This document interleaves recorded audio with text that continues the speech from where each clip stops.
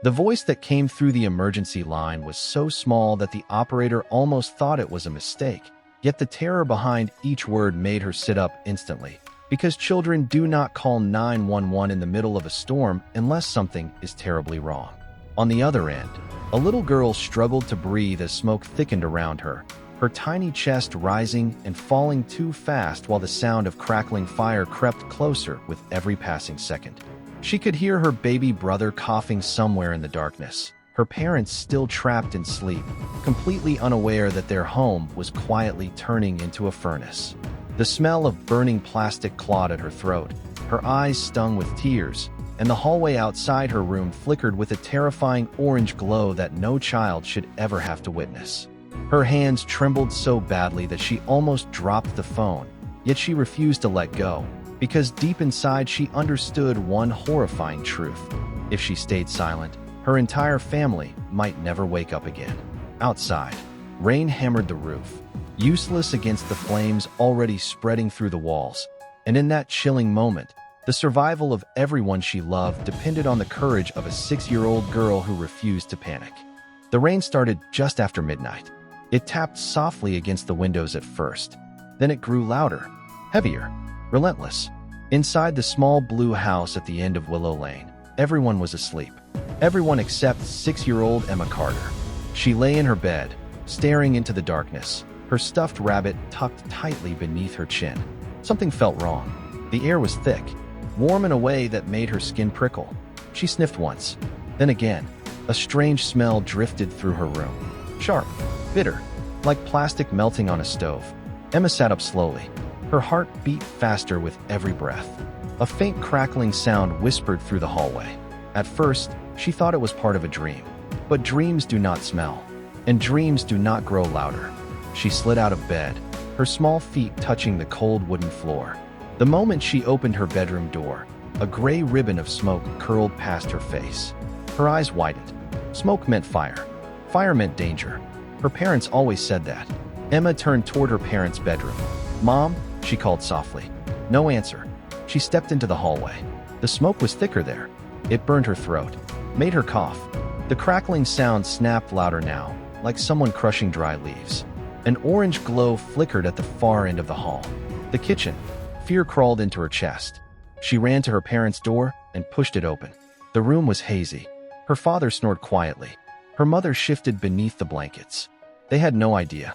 "Mom, Dad, wake up," Emma shouted, her voice trembling. Her mother stirred but did not wake.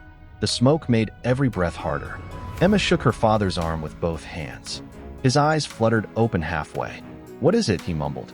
"There is smoke," Emma cried. Her father inhaled, coughed violently. That was when the smoke alarm screamed.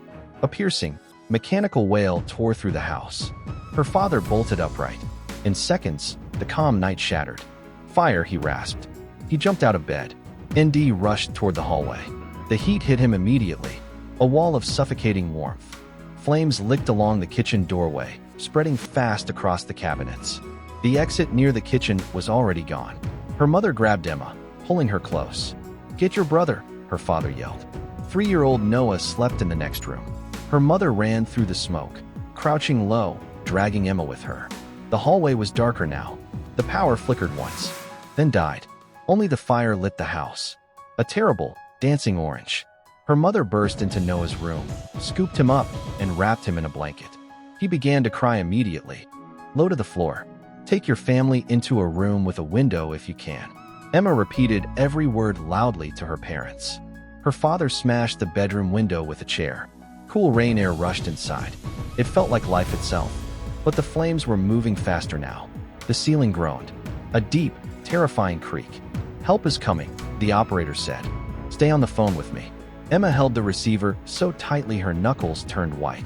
Sirens wailed faintly in the distance. Too far. Not fast enough. The smoke thickened until shapes blurred. Her brother's cries weakened. Her mother wrapped them both in wet towels from the bathroom. Her father kept shouting for them to breathe slowly. Then came a thunderous crack. Part of the kitchen ceiling collapsed. A burst of sparks shot down the hallway like angry fireflies. Heat pressed against their faces. Emma felt tears sliding down her cheeks, but she kept talking. "We are in the back room," she told the operator. I hear trucks. The sirens grew louder. Brighter lights flashed through the rain-streaked window. Firefighters shouted commands outside. A ladder slammed into the side of the house. "Break the rest of the glass," a voice roared. Her father cleared the frame with his foot. One by one, strong arms reached in. Noah went first. Then Emma. Cold rain soaked her instantly as a firefighter carried her down the ladder. She clung to his jacket, coughing hard. Her parents followed seconds later. The moment they hit the ground, her mother fell to her knees, pulling both children into a desperate embrace. Behind them, flames devoured the roof. The house glowed against the storm like a giant lantern.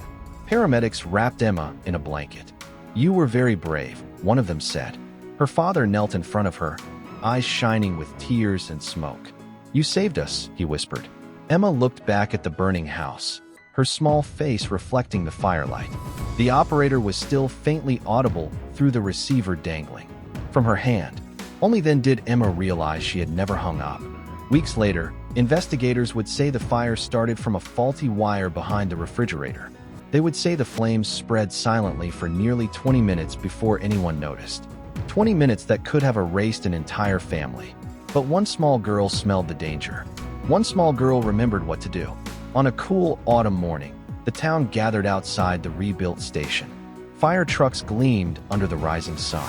Emma stood between her parents, wearing a borrowed jacket far too big for her shoulders. The fire chief bent down and handed her a silver badge. "Honorary firefighter," he announced. Cameras flashed. People applauded. Emma hid her smile against her mother's arm. That night, safe in a temporary apartment, thunder rolled again across the sky. Emma sat up in bed, listening. For a second, fear returned. Then her father's gentle voice drifted from the next room, and her brother laughed in his sleep. The sound wrapped around her like armor. She lay back down, understanding something most adults never learn. Courage is not loud. Sometimes it is the quiet voice of a child in the dark, choosing to act while everyone else is still dreaming.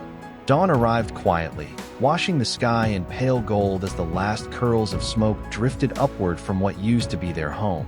And for the first time since the nightmare began, the air felt safe to breathe. Emma sat wrapped in a thick blanket inside the ambulance, her small fingers still trembling from everything she had seen.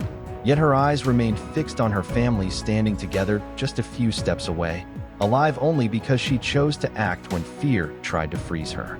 Her mother held her so tightly it felt as if she would never let go again, tears slipping down her face while whispering the same words over and over, that her brave little girl had given them another lifetime.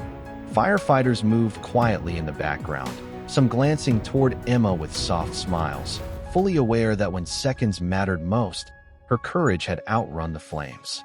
The house was gone, reduced to charred beams and broken memories. Yet something far more important still stood unbroken beside her, her family. As the sun climbed higher, warmth replaced the cold terror of the night, and Emma rested her head against her father's chest, finally understanding that heroes are not always strong or tall. Sometimes they are small, frightened, and simply brave enough to make one life-saving call.